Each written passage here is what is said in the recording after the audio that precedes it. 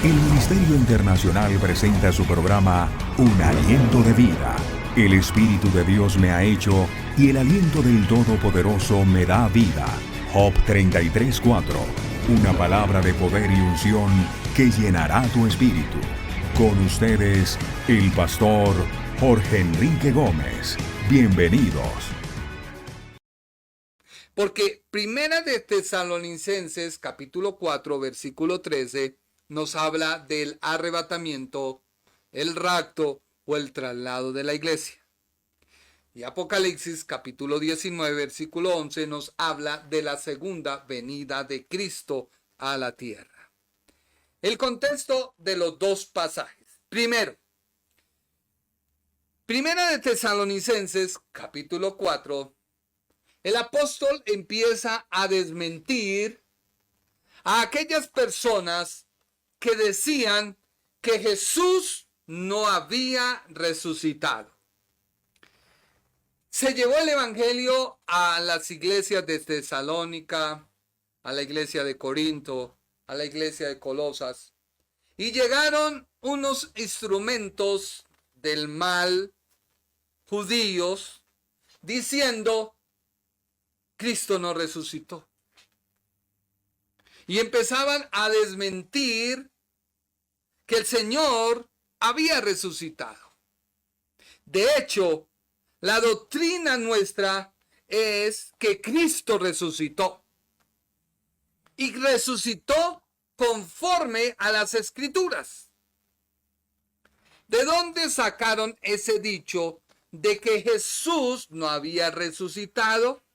Abre tu Biblia en Mateo, capítulo 28, versículo 11 al 15. Ahí está en la Biblia. Mientras ellas iban, he aquí uno de los guardias fueron a la ciudad y dieron aviso a los principales sacerdotes de todas las cosas que habían acontecido. ¿Cuáles cosas? Pues de que Jesús había resucitado, de que la tumba estaba vacía, de que la piedra que ponían varios soldados había sido quitada y de que estaban recibiendo la visita de no solamente las mujeres, sino los discípulos de Jesús. Eso fue lo que aconteció. Y el versículo 12 de Mateo 28:12. Y reunidos con los ancianos y habido consejo, dieron mucho dinero a los soldados. ¿Qué le dieron? Billuyi, platica. Diciendo, versículo 13, decid vosotros, o sea, ¿quiénes tenían que decir? Los soldados. Sus discípulos vinieron de noche y lo hurtaron, o sea, se robaron el cuerpo, estando nosotros dormidos. Versículo 14. Y si esto lo oyere el gobernador, nosotros le persuadiremos y os pondremos a salvo. Y ellos, los soldados, tomaron el dinero, hicieron como se les había instruido, y este dicho se ha divulgado entre los judíos hasta el día de hoy. Palabra de Dios. ¿Qué dicho se divulgó? Pues de que los discípulos se habían robado el cuerpo de Jesús. Por lo tanto, lo que él había profetizado acerca de su cuerpo, pues no se cumplió. Y fue una mentira. Entonces, comenzaron esos judíos a distorsionar la palabra a aquellos paganos, sí, digamos aquellos paganos no judíos que estaban aceptando el evangelio de Jesús de Nazaret, Jesucristo, el Mesías. Y vemos nosotros que el centro de la predicación de los apóstoles fue la resurrección de Jesús. Marcos 16:14. Marcos 16:14 dice: finalmente, se le apareció a los 11 mismos, estando ellos sentados a la mesa, y les reprochó su incredulidad y su dureza de corazón, porque no habían creído a los que le habían visto resucitado. O sea, ¿había incredulidad en ellos? Sí. ¿Y él se les aparece? Sí. ¿Y les reprocha su incredulidad? Sí. Esto le pasa a muchos creyentes que por poco estudio de la palabra creen a la basura que alguien les dice. No, es que el arrebatamiento va a suceder después de la tribulación. Bueno, ¿qué necesidad tiene la iglesia de pasar por la tribulación? Si Cristo ya venció al maligno, lo derrotó en la cruz, ¿qué necesidad tiene la iglesia de pasar? Pero muchos lo creen. Y yo sé que muchos tomarán estos mensajes para desvirtuar. Pero allá ellos con su conciencia, porque su incredulidad y su dureza de corazón les hace creer lo que ellos quieren creer. Ahora, sigamos. Hechos 1.3. Hechos 1.3 dice, a quienes también después de haber padecido, se presentó vivo con muchas pruebas indubitables, apareciéndoseles durante 40 días y hablándoles acerca del reino de Dios. O sea, ¿Cristo resucitó? Sí. ¿El informe de la guardia fue una mentira? Sí. ¿Muchos lo creyeron? Sí. ¿Y lo estaban pregonando? Sí. ¿Y llegaron a oídos de los cristianos en Tesalónica, Colosas, Corinto y varios lugares? Sí. No se registra en Éfeso o Galacia, pero el apóstol comienza a mostrar a Jesucristo como el Mesías, el cumplimiento de la profecía dada a sus padres por los profetas, y comienza a desmentir. Y ello lo vemos en Primera de Tesalonicenses, capítulo 4, versículo 13. Que empezaron a decir, no, esa resurrección, eso es mentira, Cristo no resucitó. Entonces la iglesia le creyó al diablo y empezó a formarse una serie de cuestionamientos. Ese es el problema cuando alguien no tiene carácter, no tiene madurez, y viene alguien y le habla en contra de alguien, y por su falta de carácter le cree, aún a sabiendas que la misma persona no tiene una buena reputación, pero le cree. Lo más lamentable es que le cree y cae presa y enlazada de los dichos de la otra persona, y como se enlazó, pues ahí cayó. Y esto le pasó a la iglesia de Corintio y de Tesalonicenses, a la iglesia tesalónica. Versículo Hechos 13:31. Y se les apareció durante muchos días a los que habían subido juntamente con él de Galilea a Jerusalén, los cuales ahora son sus testigos ante el pueblo. O sea, ¿atestiguaban la resurrección de Jesús? Sí. Primera de Corintios, capítulo 15, versículo 5. Y que apareció a Cefas y después a los 12. Y mire la predicación del apóstol Pedro a los judíos. Hechos 2, 22, 24. Varones israelitas, le habla Pedro a Israel, oí estas palabras. Jesús Nazareno, varón aprobado por Dios entre vosotros con las maravillas y prodigios y señales que Dios hizo entre vosotros por medio de él, como vosotros mismos sabéis. O sea, él mismo los llama a ellos testigos. Versículo 23. A este, o sea, a Jesús, entregado por el determinado consejo y anticipado conocimiento de Dios, prendisteis y matasteis por mano de inicuos, crucificándole. Pedro le dijo asesino a los judíos, sí, y en su cara. Versículo 24. Al cual Dios levantó, suelto los dolores de la muerte. Cristo murió, sí, ya lo expliqué en un programa. Murió físicamente, espiritualmente. Alguien dirá, ¡ah! ¿Cómo hereje? No, no se persine. No, sí, él tuvo que vivir lo que el hombre vive para poder ser semejante al hombre, poderlo redimir y que el hombre mire a Cristo, se mire a él y diga verdaderamente, tú ocupaste mi lugar, tú moriste por mí, ahora yo dejo mi pecado, muero a mi pecado y nazco contigo y quiero vivir contigo. Ahora dice, suelto los dolores de la muerte, por cuanto era imposible que fuese retenido por ella. ¿La muerte lo podía retener? No. Por eso el Padre lo engendra y el Espíritu Santo lo vivifica.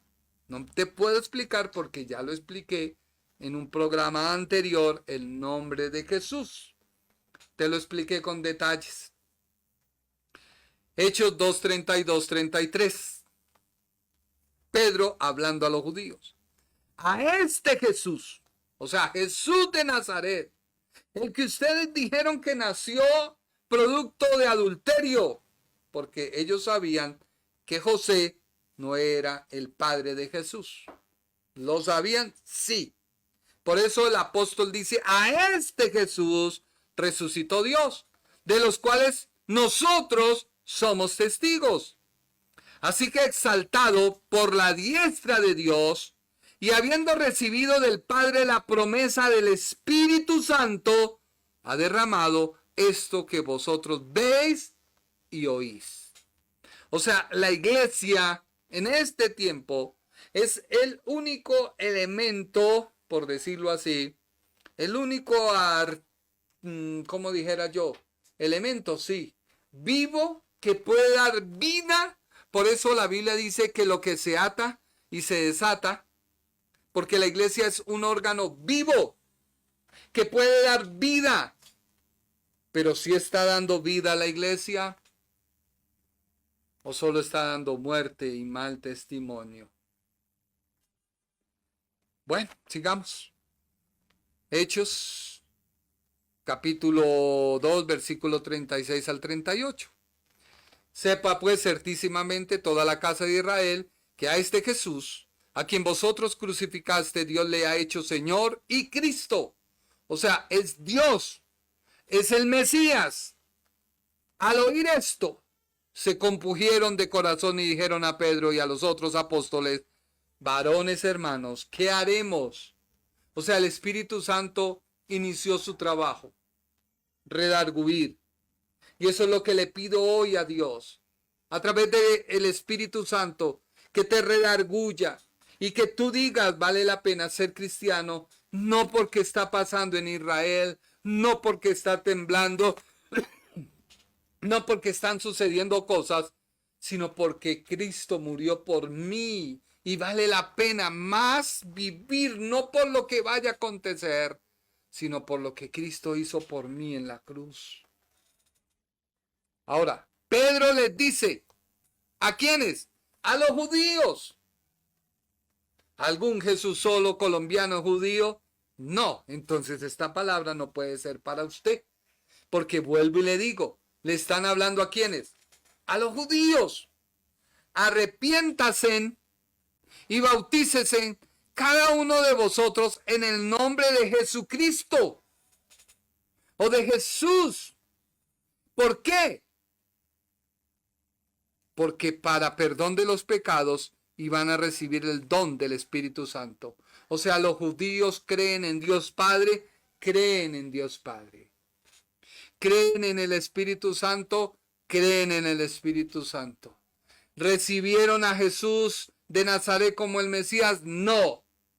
Por eso todo judío, todo gentil, toda persona necesita reconocer a Jesús como Salvador. Que la Virgen María, no. La Biblia dice a Jesús. Aquí muy claramente dice, arrepiéntese y bautícese cada uno en el nombre de Jesucristo. Porque solo en el nombre de Jesucristo hay arrepentimiento. Solo en el nombre de Jesucristo me uno con Él, muero al pecado, resucito con Él. Solo a través de la obra de la cruz. No hay otro. Pueden haber muchos caminos, pero solo uno conduce a Dios Padre y es Cristo. Así que la doctrina de la resurrección es la defensa de nuestra fe. Y esto lo entendió el apóstol Pablo. Un perseguidor perseguía a los cristianitos, veía a los cristianos, voy a perseguirlos. Y se encontró con Jesús. Y Jesús le dijo, ¿por qué me persigues? ¿Por qué a mí me persigues? Entonces, los judíos que decían y negaban que Jesús resucitó, llegaron a Corintio y a Tesalónica, principalmente, a decir que no había tal resurrección. Mira lo que dice la Biblia en Primera de Corintios, capítulo 15, versículo 12 al 20. Dice la Biblia, pero si se predica de Cristo que resucitó de los muertos, como dicen algunos entre vosotros que no hay resurrección de muertos. Luego el apóstol dice, porque si no hay resurrección de muertos, tampoco Cristo resucitó. Y si Cristo no resucitó, vana entonces nuestra predicación, vana también es vuestra fe. Y somos hallados falsos testigos de Dios, porque hemos testificado de Dios que en Él resucitó a Cristo, al cual no resucitó, si en verdad los muertos no resucitan. Porque si los muertos no resucitan, tampoco Cristo resucitó. Y si Cristo no resucitó, vuestra fe es vana, aún estáis en vuestros pecados. Entonces, ¿también los que durmieron en Cristo perecieron? Si esta vida solamente esperamos en Cristo, ¿somos los más dignos de consideración de todos los hombres? Mas ahora Cristo ha resucitado de los muertos, primicias de los que durmieron es hecho. Cristo resucitó. Pero resulta que esta práctica religiosa de meter misticismo a la doctrina y de cargar al creyente con cosas que aún ni la gente comprende, cuando tú tomas la Biblia materialista, créeme que encuentras un pasaje para prosperar económicamente y lo tomas y lo asumes y lo recitas y pueda que surta efecto. Pero cuando tú encuentras en la Escritura que la Escritura es espiritual y que Dios lo que busca es que encuentres tú primero el reino de Él, para que una vez lo encuentres se te añada las bendiciones de Dios, es diferente. Entonces, los judíos estaban atacando a aquellas personas que venían del paganismo y se habían convertido al Señor.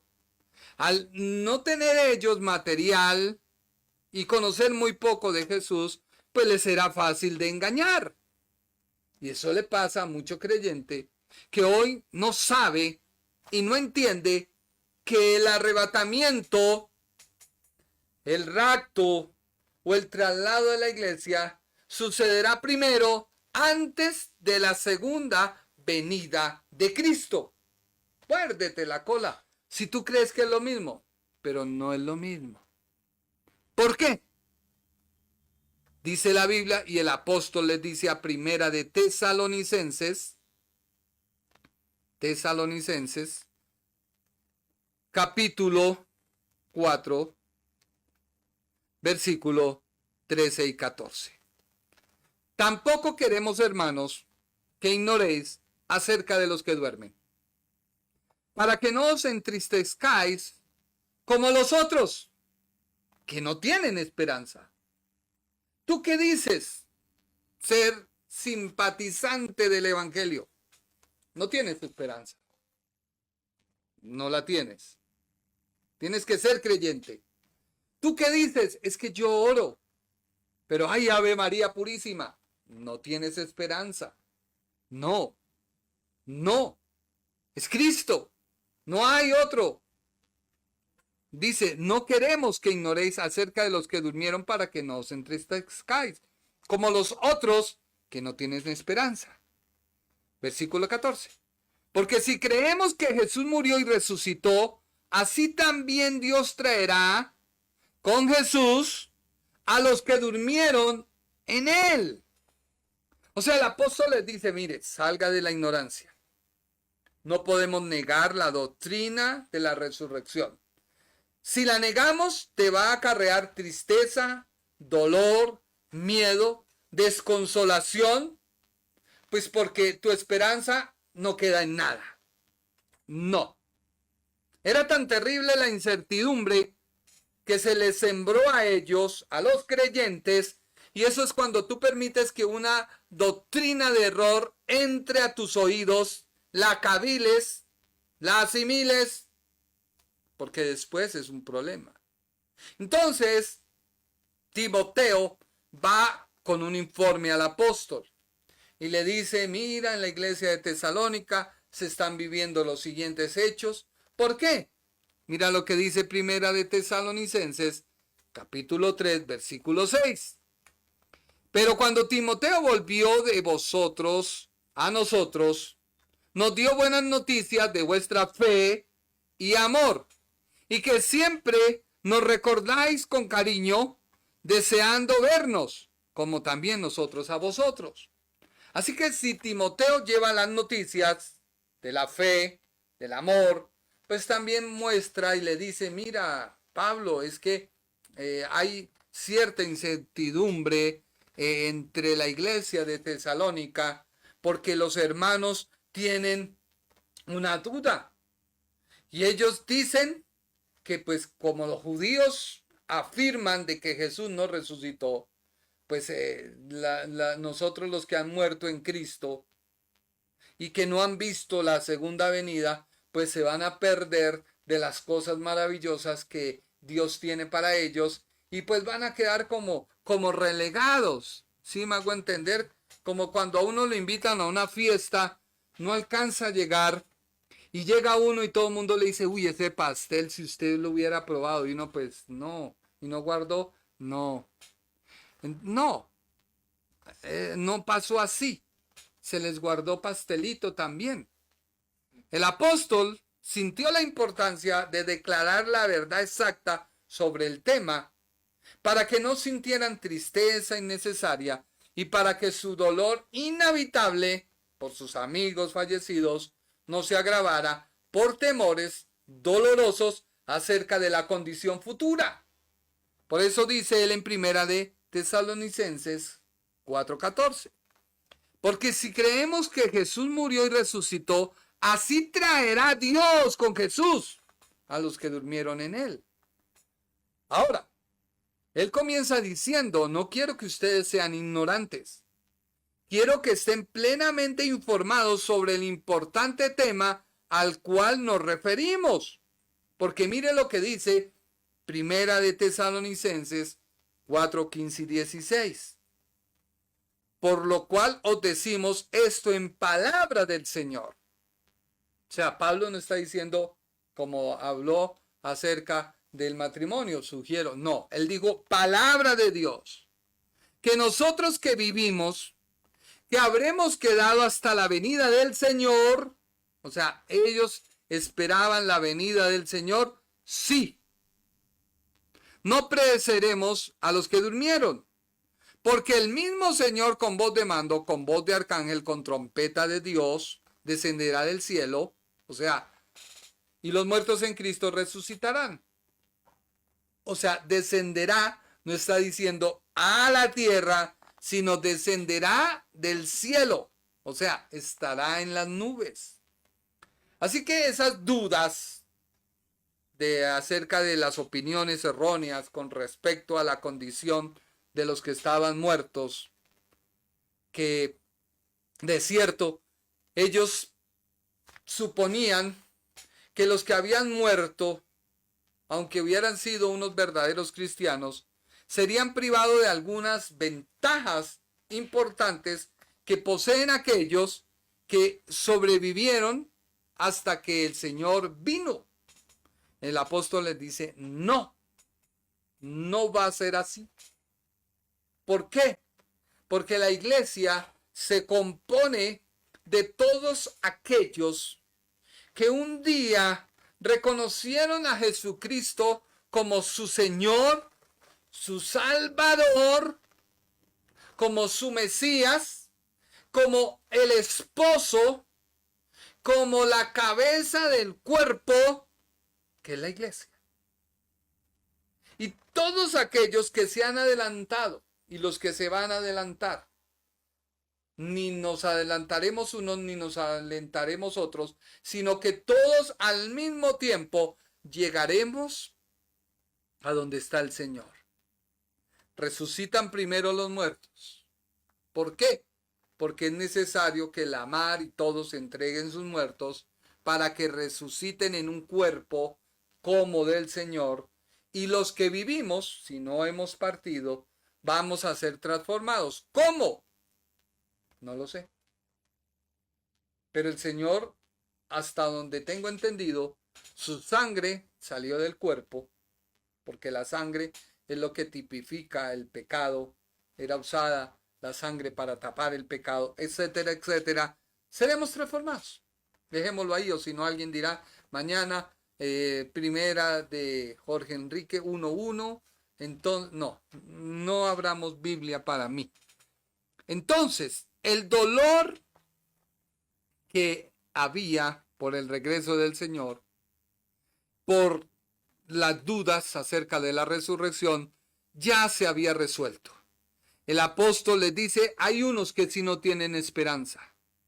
Esos que no tienen esperanza son los impíos, los pecadores, aquellos que no pueden recibir al Señor. ¿Por qué? Porque están muertos. La Biblia dice que están muertos en sus pecados y deleites. Y un muerto está muerto. Un vivo sí puede dormir. El creyente está vivo. Alégrate, que tú que recibiste a Cristo en tu corazón, has pasado de muerte a vida. Estás vivo, no vas a morir. Si dejas tu cuerpo, vas a dormir. La palabra sueño se aplica con frecuencia en el Nuevo Testamento a la muerte de los santos. Juan 11:11. Dicho esto, les dijo después, nuestro amigo Lázaro duerme, mas voy a despertarle. Primera de Corintios 11:30, porque alguien dirá, pero si eso era para los judíos, no. Primera de Corintios 11:30. Por lo cual hay muchos enfermos y debilitados entre vosotros, y muchos duermen. O sea, duermen es porque han dejado su cuerpito, ya no está. Primera de Corintios 15:51. He aquí os digo un misterio. No todos dormiremos, pero todos seremos transformados. Así que el apóstol le dice, no se entristezca. No. Incluso como otros que no tienen esperanza. ¿Cuáles? Efesios 2:12.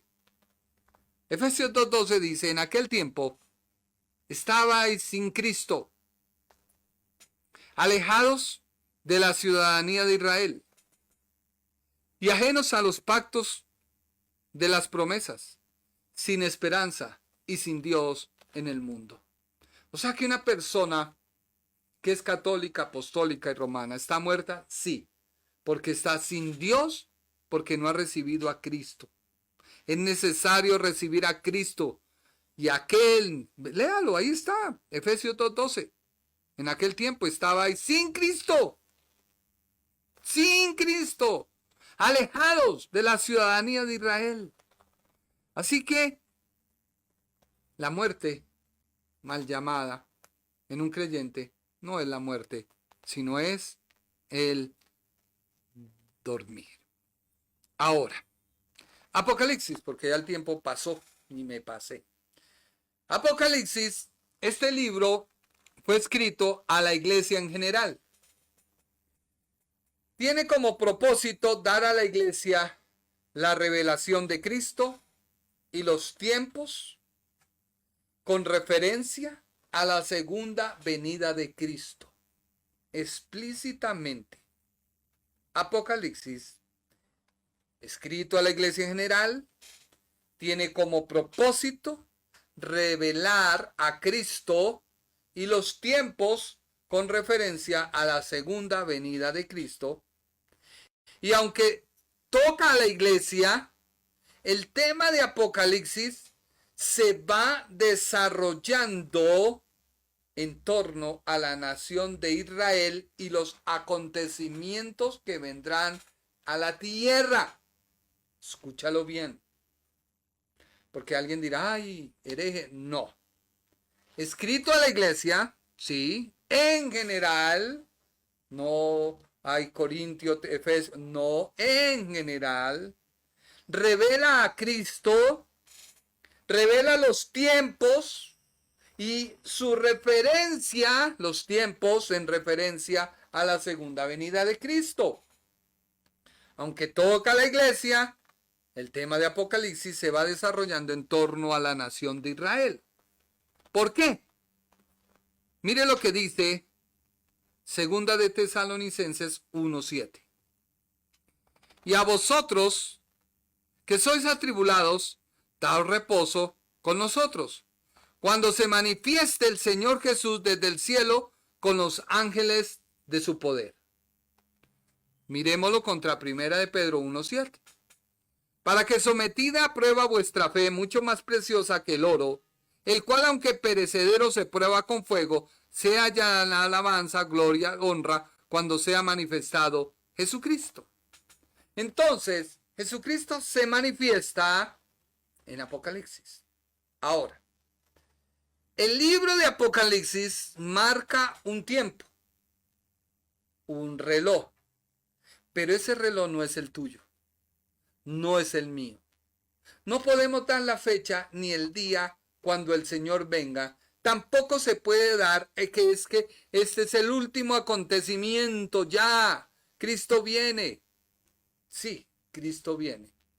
Desde el primer momento en que lo recibimos, esa promesa de que Él viene se hace vivencial en tu vida. Pero ¿cuándo se manifestará? Cuando al Señor le plazca hacerlo. No cuando yo lo quiera. Mucha gente dice, Señor, ven. Y que aquel que está muriendo sin Cristo. No estoy retardando la venida del Señor. Te estoy diciendo que no vivimos bajo eso. Tú vives porque Cristo te salvó. Tú vives porque Él te redimió. Tu esperanza debe estar en Él, en que Él te salvó en la cruz. Esa debe ser tu fe. Y debes vivir de acuerdo a lo que Él hizo por ti. ¿Qué has hecho tú por Él? Segunda de Pedro 3:8 dice, mas, oh amados, no ignoréis esto, que con el Señor un día es como 1000 años y 1000 años como un día. Según el reloj de Dios, no el nuestro, sin embargo, es indubitable que las esperanzas de los antiguos cristianos se dirigían a un pronto regreso del Señor Jesús. Este vivido panorama debe ser leído a la luz de aquella gloriosa esperanza y de los ardientes fuegos de la persecución proveniente de Roma. ¿Se vivió en ese tiempo? Sí, en ese tiempo. El libro de Apocalipsis tiene una sección extensa donde contiene pormenores de los juicios y acontecimientos propios del periodo de la tribulación. Apocalipsis 3:10, que dice la Biblia, por cuanto has guardado la palabra de mi paciencia, yo también te guardaré de la hora de la prueba que ha de venir sobre el mundo entero para probar a los que moran sobre la tierra. O sea que la segunda venida tiene que ver con juicio, sí, El rapto, no. El arrebatamiento, no. El traslado de la iglesia, menos, porque es lo mismo. Pero la segunda venida, sí. Porque desde su comienzo, con la apertura del primer sello, Apocalipsis 6, del 1 al 2, hasta el séptimo sello, y los juicios de trompetas y de copas para finalizar con el regreso de Cristo a destruir a los impíos. Apocalipsis 19, 11 al 21. Entonces vi el cielo abierto, y he aquí un caballo blanco, y el que lo montaba se llamaba Fiel y Verdadero, y con justicia juzga y pelea. Mira que la Biblia dice el cielo abierto. En Tesalonicenses y en Corintios se dice que baja, pero no se ve el cielo abierto, desciende. Pero aquí sí se abre el cielo, y se abre el cielo para que se cumpla lo dicho en Hechos, capítulo 1, versículo 9 al 11. En el rapto no se puede cumplir. En la segunda venida sí se va a cumplir. Lo que describió Hechos de los Apóstoles, capítulo 1, del 9 al 11. ¿Y qué dice? Y habiendo dicho estas cosas, viéndolo ellos, fue alzado y le recibió una nube que le ocultó de sus ojos. Y estando ellos con los ojos puestos en el cielo, entre tanto que él se iba, he aquí se pusieron junto a él dos varones con vestiduras blancas, los cuales también le dijeron, varones galileos, ¿a quién le habla? A Israel, no a la iglesia. ¿Por qué estáis mirando al cielo? Este mismo Jesús, que ha sido tomado de vosotros al cielo, así vendrá como le habéis visto ir al cielo. ¿Por qué? ¿Por qué? Porque recordemos que Israel espera a su Mesías. Y no les va a venir el Mesías, va a venir un falso Mesías. Cuando ellos se den cuenta de que hubo un error y aceptaron al falso Mesías, van a clamar a Dios y a decir verdaderamente Jesús de Nazaret, el que vino hace tanto tiempo, más de 2000 y pico de años, era el Mesías. Y se les abre el velo, se les quita todo. Porque de ver cómo se holla su templo, de ver cómo se profana el sacrificio, y ver que ya no pueden hacer nada porque están bajo la manipulación, bajo el reinado del anticristo, pues ellos tienen que decir, ¿qué hicimos? Mira lo que dice Hebreos 8:1, el mediador de un nuevo pacto. Ahora bien, el punto principal de lo que venimos diciendo es esto, que tenemos al sumo sacerdote, el cual se sentó a la diestra del trono de la majestad de los cielos. O sea, Cristo se sentó ¿dónde? En el trono. Hebreos 10:12. Pero Cristo, habiendo ofrecido una vez para siempre un solo sacrificio por los pecados, se ha sentado a la diestra de Dios. Y primera de Pedro 3:22 dice, quien habiendo subido al cielo está a la diestra de Dios, y a él están sujetos ángeles, autoridades y potestades. Así que Cristo volverá a la tierra para arrebatar de la tierra del usurpador todo y establecerá su reino milenial. ¿Dónde está eso? En Apocalipsis, ay santo, capítulo, se me fue el capítulo, el rollo y el cordero, creo que es el 5:1, si no estoy mal. Y vi en la mano derecha el que estaba sentado en el trono un libro escrito por dentro y por fuera, sellado con 7 sellos. Y vi un ángel fuerte que pregonaba a gran voz, ¿quién es digno de abrir y desatar sus sellos? Y ninguno en el cielo, ni en la tierra, ni debajo de la tierra podría abrir el libro, ni aún mirarlo. Y lloraba yo mucho porque no se había hallado ninguno digno de abrir, ni de leerlo, ni de mirarlo. Y uno de los ancianos me dijo, no llores. He aquí que el león de la tribu de Judá, la raíz de David, ha venido para abrir el libro y desatar sus sellos. Y sigue así diciendo la Biblia. Así que, termino con esto. La naturaleza de la segunda venida tiene que ver mucho con juicio, con juzgamiento, con arrebatar el poder a la bestia, apresar al anticristo, al falso profeta, encarcelar a Satanás. Y la iglesia, ¿por qué ha de estar ahí? O sea, la iglesia, ¿por qué ha de presenciar un juicio que vendrá al mundo inconverso y todos aquellos que se quedaron y rehusaron el llamado a la salvación? Así que la naturaleza de este acontecimiento muestra lo mucho que difiere del arrebatamiento, en el cual se reúne en el arrebatamiento a la iglesia en el aire, pero aquí viene a la tierra. En el arrebatamiento no hay juicio, mientras que este suceso de la segunda venida, todo es de juicio. Este acontecimiento es precedido por una oscuridad densa ocasionada por la merma del sol y la luna, y se apaga la caída de los astros, el humo irrumpe, los relámpagos y la gloria deslumbradora y fulminante que acompaña la venida de Cristo. Estos detalles no se incluyen en los pasajes que enseñan sobre el arrebatamiento de la iglesia en Primera de Tesalonicenses. Como también este pasaje, se lo quiero leer ya, Juan 14, 1 y 3. Mire lo que dice la Biblia. Jesús hablando a sus discípulos con doble vía. A la iglesia, pero a ellos. No se turbe vuestro corazón. ¿Creéis en Dios? Creed también en mí. ¿Por qué digo doble propósito? Porque el que cree en Él pasa a ser cristiano, creyente. ¿Sí me hago entender? En la casa de mi Padre muchas moradas hay.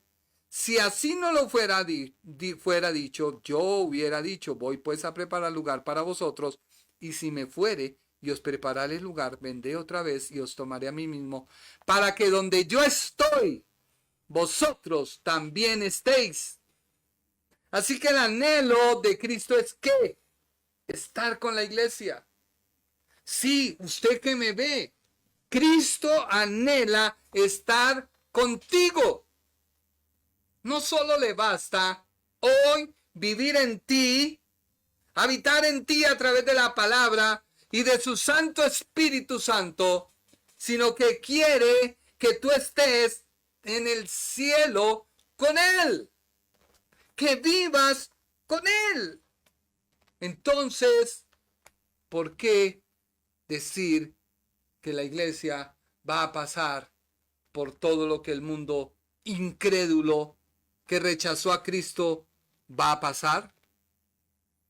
¿El juicio es para el impío o para el creyente? Porque Pablo dice que nada nos separará del amor de Cristo. Pero al impío, ¿qué le queda? Termino con esto. El que monta el caballo. En las procesiones triunfales de los romanos, el general victorioso cabalgaba su corcel de guerra blanco y lo hacía por la vía Santra hasta llegar al templo de Júpiter en la colina Capitolina. La primera venida de Jesús fue en humillación montado sobre un pollino, cumpliéndose Zacarías capítulo 9 versículo 9 que dice: Alégrate mucho, hija de Sión, da voces de júbilo, hija de Jerusalén.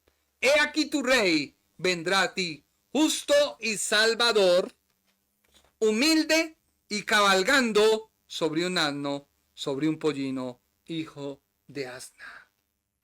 Vino primero como justo y salvador, humilde y cabalgando. Pero su segunda venida será como ¿qué? Como juicio.